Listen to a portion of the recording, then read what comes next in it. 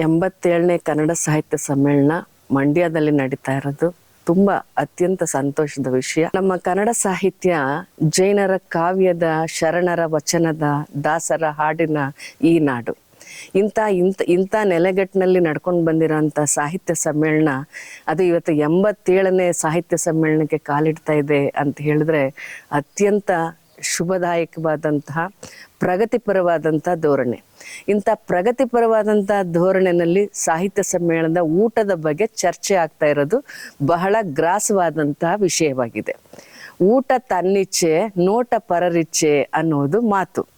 ಇಲ್ಲಿ ಸಾಹಿತ್ಯ ಸಮ್ಮೇಳನ ಅವರವರ ಊಟದ ಅಭಿರುಚಿಗೆ ಬಿಟ್ಟಿದ್ದು. ಇದ್ರ ಬಗ್ಗೆ ಯಾರು ಏನನ್ನೋ ಹೇಳಲಿಕ್ಕೆ ಸಾಧ್ಯ ಆಗಲ್ಲ. ಏಕೆಂದರೆ ಫುಡ್ ಸಿಸ್ಟಮ್ ಅನ್ನೋದು ಅವರವರ ವೈಯಕ್ತಿಕ ಅಭಿರುಚಿ. ಇದನ್ನ ಸಾರ್ವಕಾಲಿಕವಾಗಿ ಮಾಡಬೇಕು ಅನ್ನೋದನ್ನ ಹೇಗೆ ನಿಭಾಯಿಸ್ತಾರೆ ಅನ್ನೋದು ಸಾಹಿತ್ಯ ಸಮ್ಮೇಳನಕ್ಕೆ ಬಿಟ್ಟಿದ್ದಂಥ ವಿಷಯ.